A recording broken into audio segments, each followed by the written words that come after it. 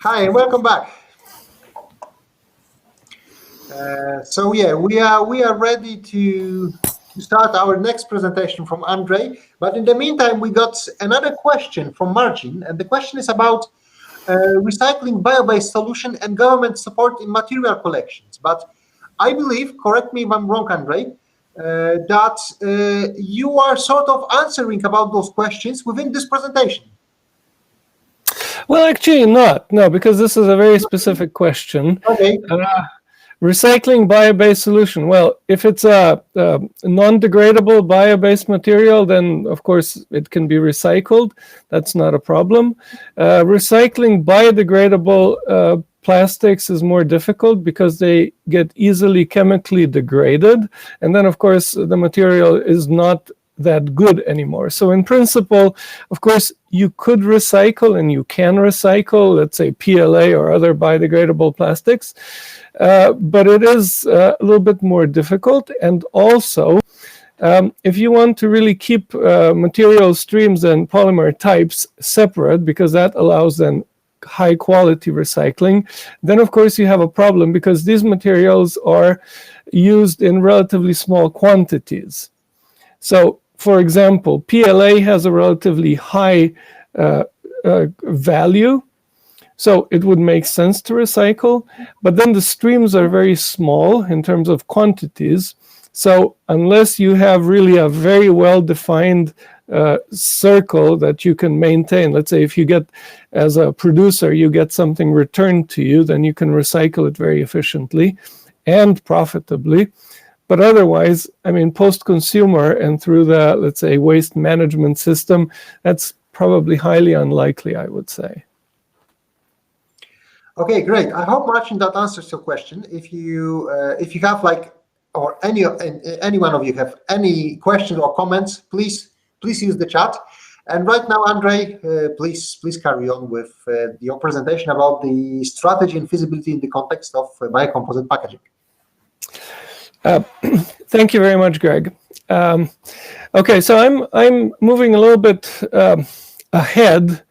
I was thinking about it. I'm talking about feasibility and strategy that we were thinking about within the project concerning the biocomposite materials and products. And I'm perhaps going a little bit ahead of the technical issues that we looked at. And let me just give a very brief point or look into that. So I'm considering in particular multi-material products made of paper and plastic. And since, of course, you can have many different combinations, let me just go to the end point, just so that you can think in the right context. And the end point is that recycling would be the preferred method to treat these materials when they become waste. That's the preferred method because we get most value out of it.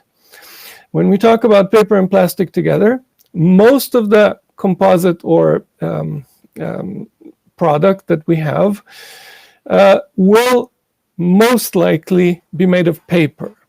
Paper is cheaper, so more paper is normally used than plastic. So you will have let's say 75% of the mass paper, or even up to 95 or something like that. If you just think about, let's say, boxes with a little window so you can see, I don't know, pasta inside the box or rice or something like that. Normally the window is quite small and the box is pretty big.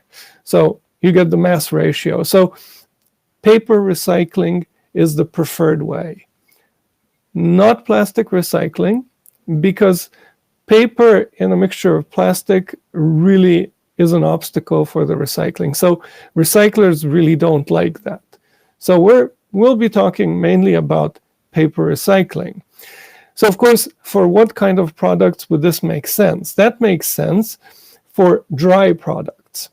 And it can be a pasta box, like I mentioned, or it can be, let's say, an envelope with a window or something like that. Something dry, not dirty, not greasy, not messed up with food. That would go preferably into the recycling stream, and preferably paper recycling. The other option that we have is particularly targeting food contact applications. So when you have food in such packaging, and particularly, let's say, greasy food, juicy, wet food, something like that, then of course you will have dirty packaging that will be messed up with grease or something else, or remains of food. Now, for such packaging, it makes sense to take it together with the remains of the food and compost it. Composting gives us back less of the value of the material, but it's so convenient and makes such sense actually as a waste treatment option that it's better to actually lose the material, because you make the whole process go ahead in a very nice, seamless, effortless way. So we're talking about dry and wet applications, just so to understand, because I won't go into the technical details or issues in this presentation, but rather give a more general overview of what we were thinking about in feasibility and strategy. So with this introduction, let me go to my starting point, and I start with Central Europe again. You have it nicely marked or shown on the map here, and there are 3 points about Central Europe. It has capacity, and we can talk differently, but definitely in context of what we're talking about these days. Capacity, opportunity, and need.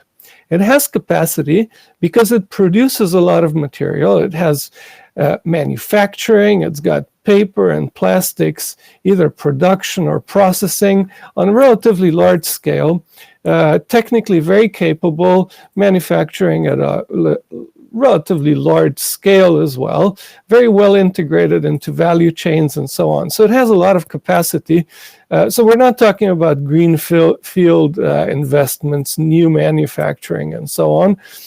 What exists gives a lot of knowledge and gives a very good basis to go ahead. So it's got capacity. It has opportunity.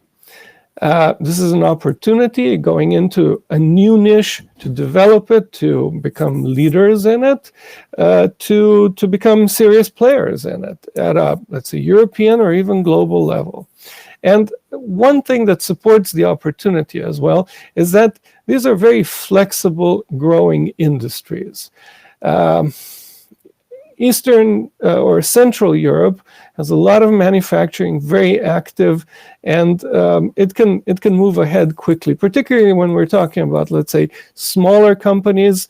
And a lot of these companies are smaller, so they're much more flexible. But of course, they might be lacking the capacity of something like Coca-Cola or Nestle or these big companies. But they're very nimble, fast, flexible, and eager. So that's the opportunity side. And the third one is the need. Central Europe is lagging behind Western Europe, let's say, in sustainable product use. Partially, of course, this is linked to buying capacity, just the buying power, but partially also due to policies, to awareness, and so on. So there's also a need in the domestic markets to build up sustainable product use. And I think there's all the potential, because I really think that awareness is possibly not really a problem. There's a lot of knowledge, there's a lot of educated people, so that shouldn't really be an issue, but it has to be somehow promoted. And I think that's actually the starting point for Central Europe. Maybe among opportunity, of course, we have to think as well exports, because you can say, okay, if there's no domestic market, so why would we produce this? I mean, as I said, the industry is very well linked into the value chains, also elsewhere, selling to a lot of places. So that's not a problem. You can also see it as an export opportunity. As I mentioned before, coming from Slovenia, I normally joke that whoever produces anything at a semi-normal capacity in Slovenia can cover Slovenian needs within a couple of days, and everything else has to go into exports. And that is, for example, our reality, but I think not only ours. And since scale gives you let's say certain benefits and opportunities, then of course everybody's starting to go into scale. So that would be the normal way to start thinking about it. Let me move ahead. But I said feasibility. So what is feasibility? It's actually a likelihood of bringing an option to function in real life. How feasible is it?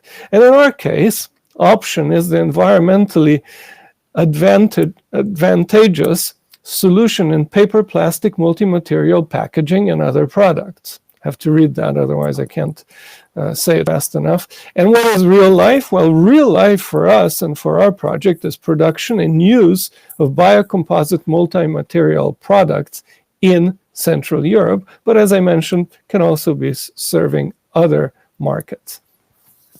So if we look at the background context when we start considering feasibility, what are we looking for? We're looking for environmental benefits. We're looking for resources. Can we do it?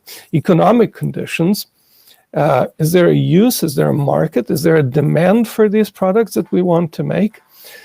What do we know about it? What are the lessons learned? What are the best practices? And of course, do we have any policy around that will support it? So as a company, let's say, looking into this field, let's say I wouldn't know much about it, I would probably go down these points and try to figure out, does it make any sense to go into this or not? And if I look at environmental benefits, of course, one thing here is resource efficiency in the sense of circular economy that we've heard about. Another one is safety. These products have to be safe to use, particularly when we're talking about food contact, that they have to be food contact certified and so on. Safe, of course, functional, that goes without saying, but that's not really an environmental benefit, but a more technical one.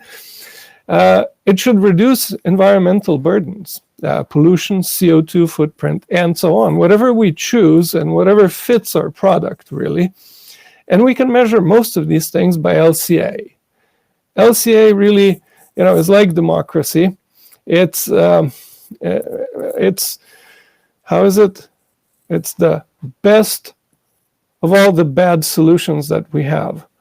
LCA is not an easy process, but it's the best. Although it's complicated, it has many, many difficult points, but LCA gives us the best information on, let's say, the environmental aspects of a product. Then we can look at resources.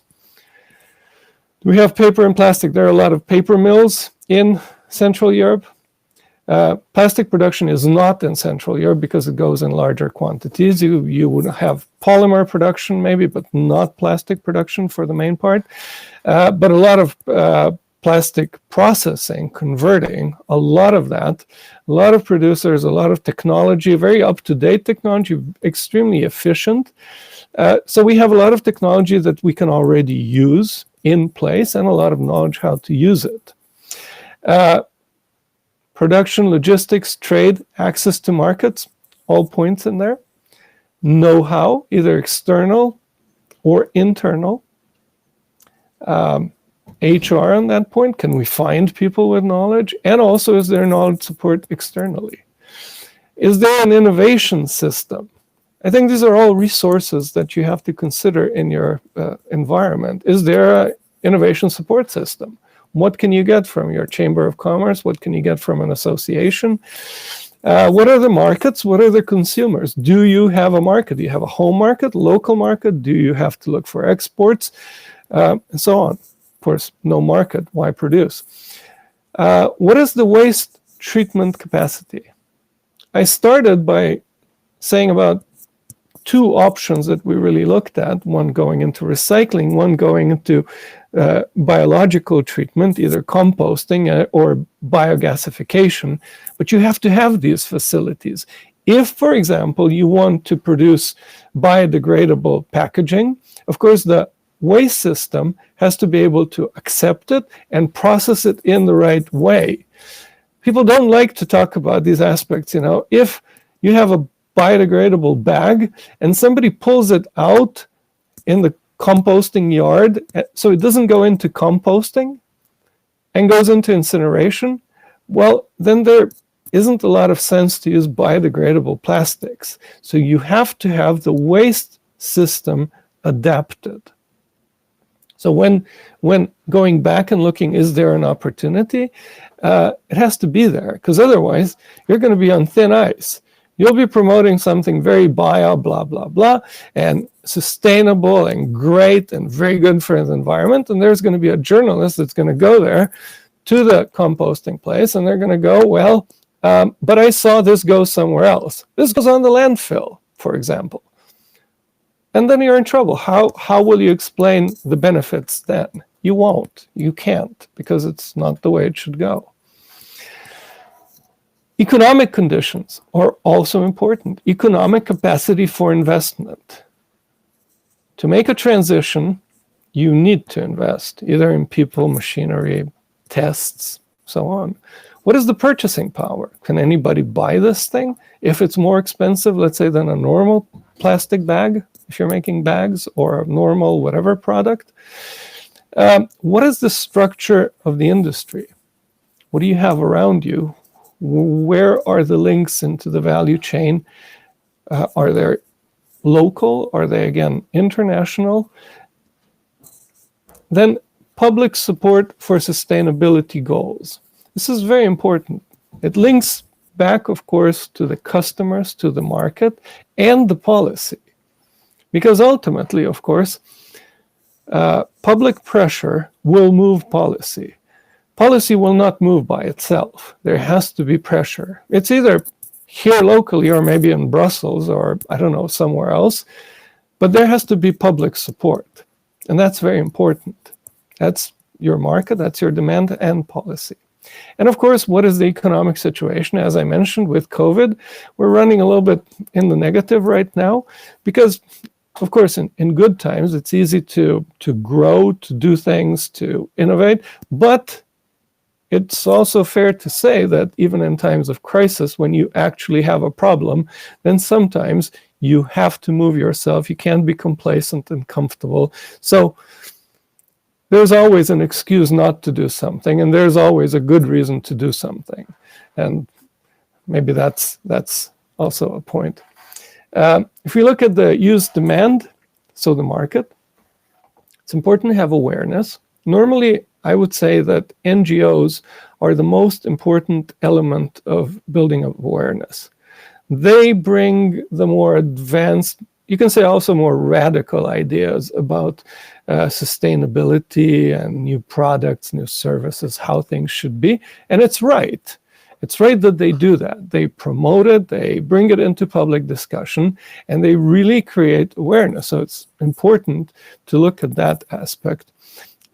Then the next point would be regulatory support. Is there any regulation that supports your ideas of a product?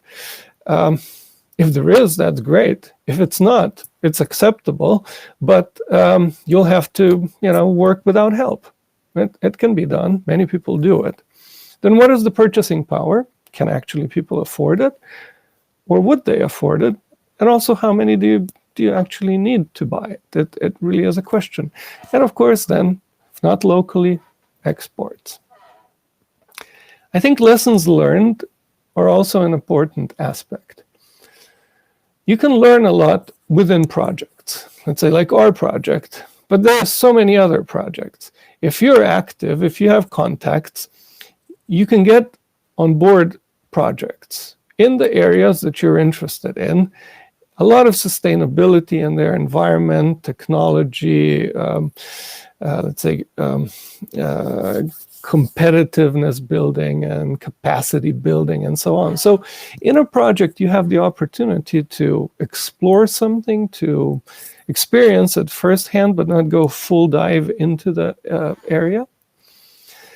You can look at market trends and players elsewhere. So you can look at, I don't know, what is very successful in I don't know, in Luxembourg or in Belgium or in France or in Malaysia, for all I care. You can see how it went there, what's popular, what's moving, what's the trend, and how did things develop? What were the mistakes? I mean, there will be some players, early players, that don't succeed, and some early players that actually reap the rewards of being early in the field. So you look at successes and failures. Very important to look at that and what the reasons are that it went the way it went. And then policy. What is existing policy, domestic and foreign? And we can also talk about EU level, of course, in our countries. What are the expected policies? Andrej was talking a lot about this, existing and what we can expect, and there are some questions about that. But we should not forget to look at all levels of policy, because you can have national, local, then industry standards. Company policy is also important. If your company or a company believes that, sustainability is extremely important and they'll follow that goal with all they've got, that's extremely important. They obviously don't need other policies because they figured out how this fits into their business model. And of course, what is the support for policy implementation? One thing is to put a rule on the books, on paper. It's there, we should do this, or that should be. But of course, do you have support for that implementation? Do you have special, programs? Do you have money available? Do you have anything, even, knowledge, for example, knowledge support, connections with knowledge institutions, things like that. It doesn't have to be monetary. It has to be support, however. So when you look at these things, you need a situation assessment, really. And you have, of course, a lot of external factors that you won't be able to change. A lot of this, what I've mentioned, is external. I mean, nobody can control, that we have a corona crisis right now. But you have internal factors as well, how you manage your own company, your association, let's say. What you do you put sustainability ahead as an important goal, or maybe not? There's a lot of that. I mean, what kind of personnel you keep, staff, which education level, what do you expect from them? Do they need to train? Do they need to learn anything new, or they just work? These are company policies, and that's all internal, actually. And what I've listed here is actually sort of a blueprint of what we go through with a company in the paper biopack frame.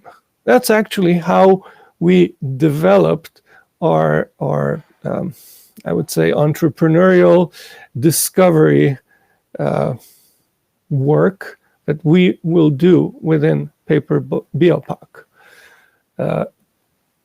It's otherwise, I think it's relatively difficult to just sit down and say, okay, let's look at this stuff.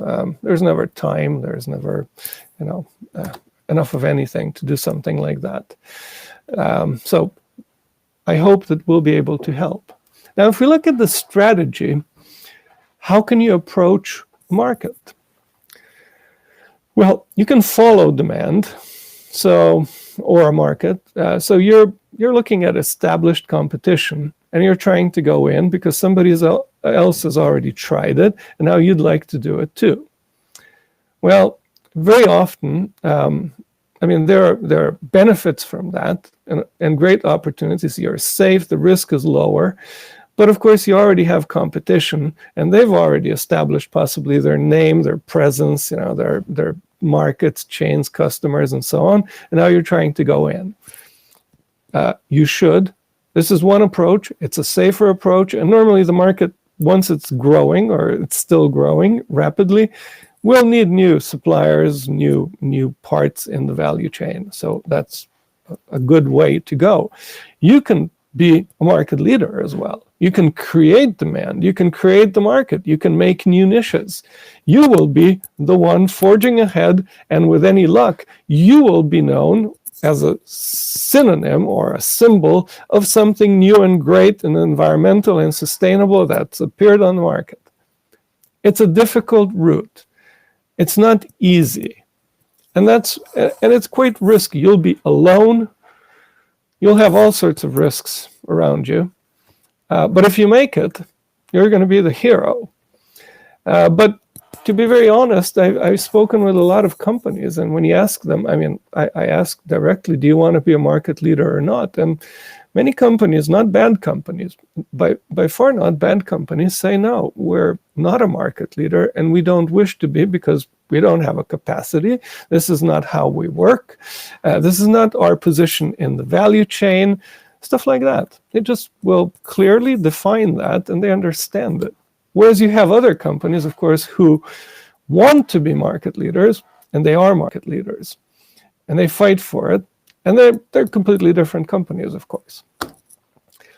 Another point is also to anticipate demand. You know that demand will appear. It will come up. It's not here yet, but it will come up. You can make a mistake with your anticipation, of course. You can expect that things will happen in 2 years, and in fact, they're going to happen in, 15 years. We're normally, okay, let me say, me personally, I'm always impatient. I always want things to happen immediately or very soon, and then I get bored if they don't and desperate and so on. And that's human nature very often. But I always expect that something will happen. So if you do a proper analysis, you understand what's going on, you can go into this, let's say, with prototypes, with trials, with something temporary, even through projects I mentioned before. That is a little sort of bridge, so you don't have to really fully expose yourself, but you are entering the market very, very early on and anticipating demand in advance. There are, of course, different approaches in terms of products and technology. You can go into commodity, one option, or you can go into niche. It can be sufficient for sustainability, sustainable products, maybe. If you have a nice niche, that's great. You can even go into a niche and make a little bit of a loss, and you piggyback on something else. Your established products and are highly profitable, and you can afford to make a loss for a couple of years on a new niche, if you can, of course. Then when you look at technology, much nicer to use existing than, let's say, completely new, but maybe you need a new expansion anyway. Then you have end of life, also technology. What is your end of life solution for the product? Recycling, composting, incineration, whatever it is, it should make sense. It has to make sense. Not everything can be recycled efficiently. Not everything by far is suitable for composting. Not everything is good for incineration. And you have to identify the value chain and your role in it. That's a key point, really. And I was talking about external, internal conditions. I think one key element is knowledge. Do you have it? Do you need to obtain it? Where can you get it? Are there organizations, academics, associations, whatever that can help you with it? And then what kind of support can you get? So you're not in this fight by yourself. It's not only on you. Are there projects, partners? Everybody needs partners. Institutions, programs, anything, anywhere.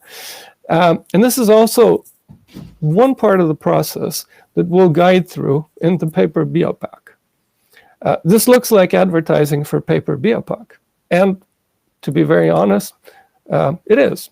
I'm trying to tell you what we're offering, what we will offer, and how we've actually developed our services. Oops, made a mistake here. One slide that shouldn't be there. But I'd like to now go to the implementation scenarios.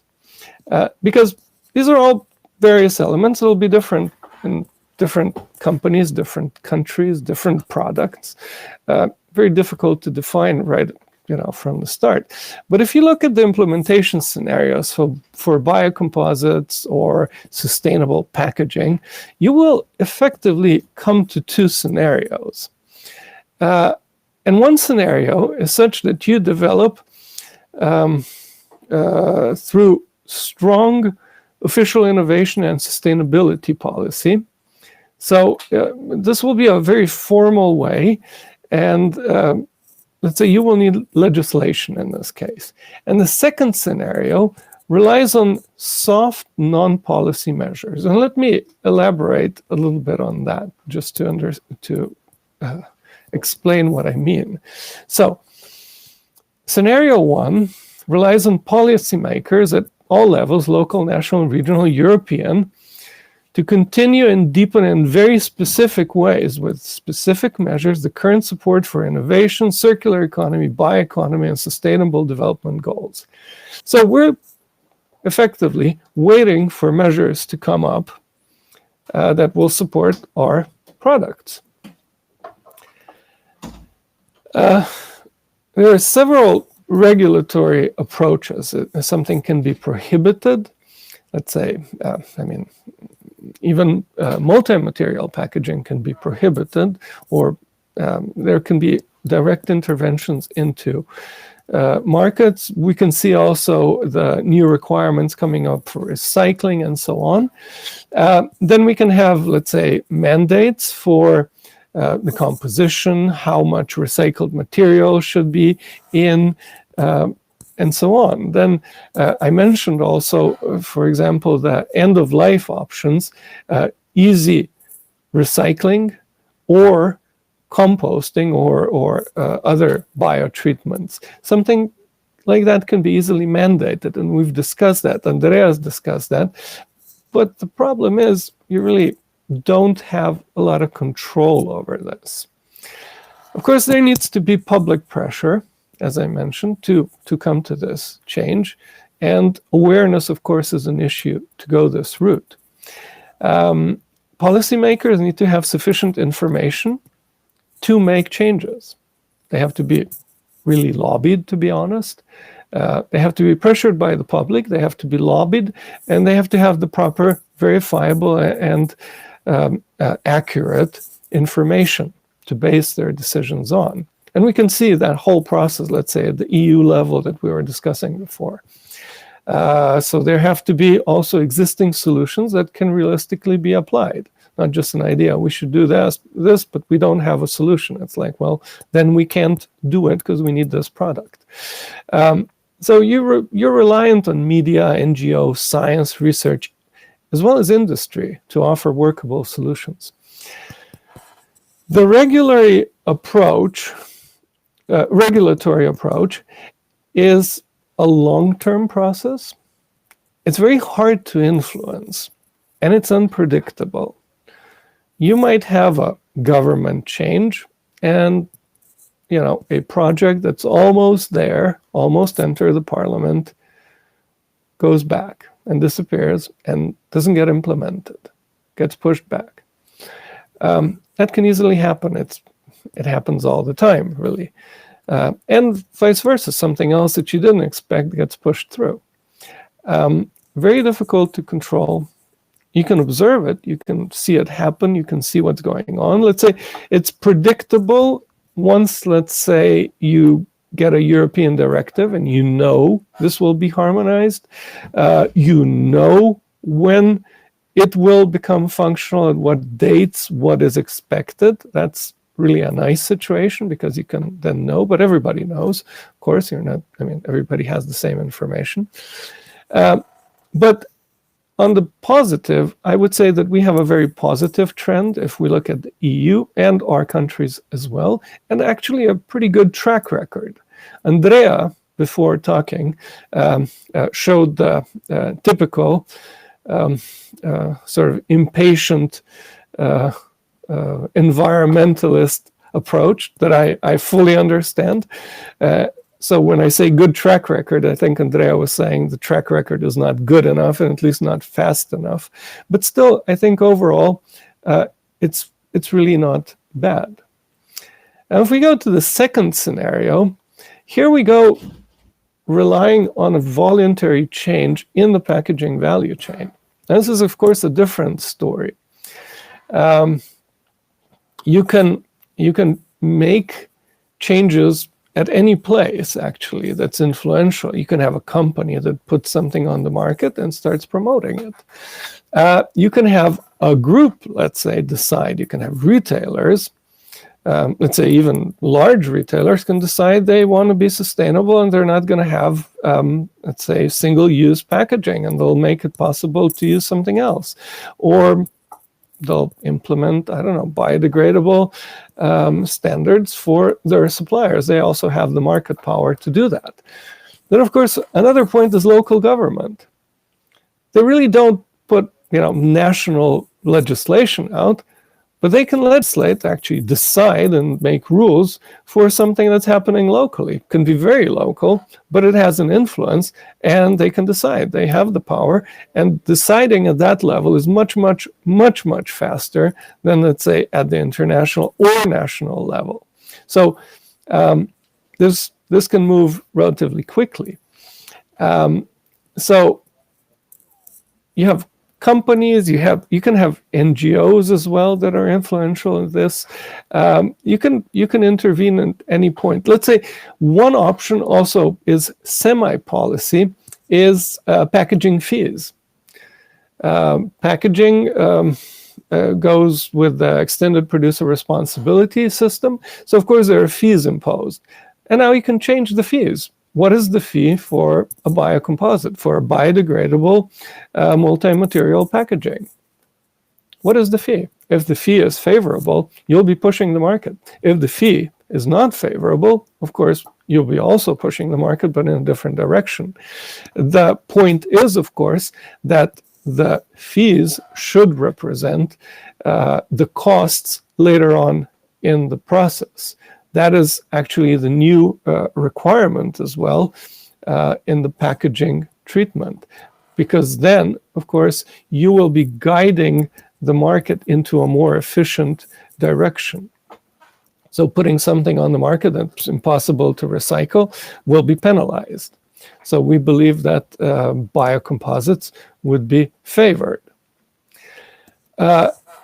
I can give you an example, let's say, of what a local government has done in my home country, my hometown in Ljubljana. We have a mayor that and city government that supports a lot of sustainability issues. And for example, they at the city market, the food market, we have a very active food market in the city.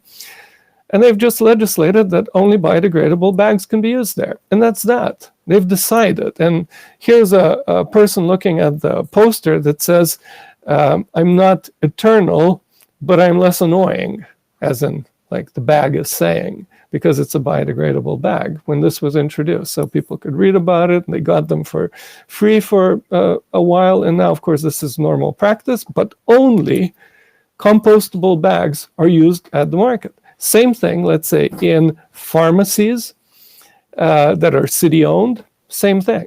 Only compostable bags are used.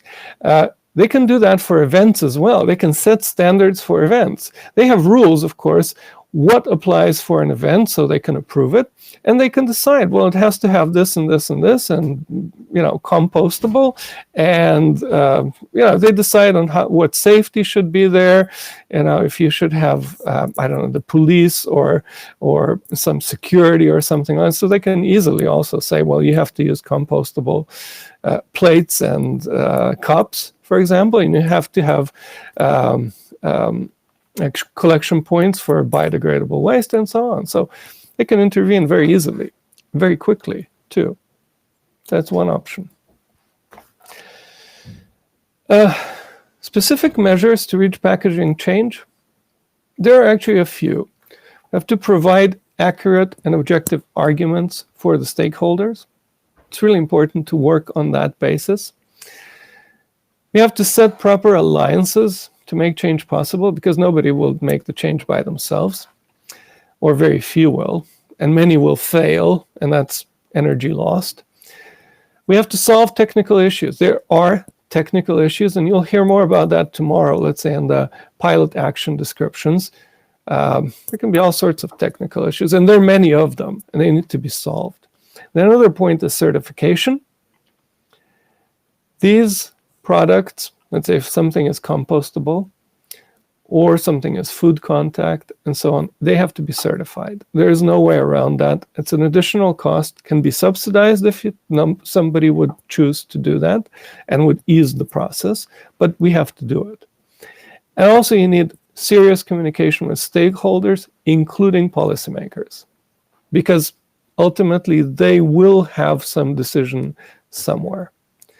But most importantly, it's very important to understand that there are many ways to change, and each will be special and different. Each situation will be different. But the key is to want to change. And we're here to support that.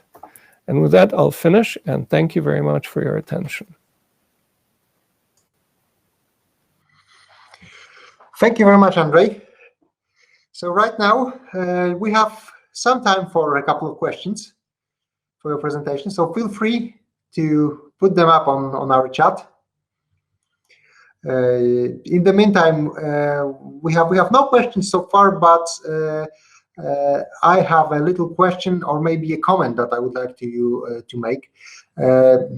We all live in very interesting times right now, as you said, and as we also discussed a little bit. But I wanted to ask, how do you actually see this current Corona crisis, as we refer to it, with regards to our cost, to biocomposite packaging? Do you see it as a threat, or do you maybe see it as an opportunity? Well, you can see it in both ways, because as I mentioned, we're using more packaging now. And maybe, there's an opportunity in that, because it's getting even worse. I mean, you have disposable masks lying all over the place and everywhere. People have found them. Yes, you're my idol, and I should follow your example, I know. I had this here just as a prop, of course. Yeah. No, it's my mask, sorry.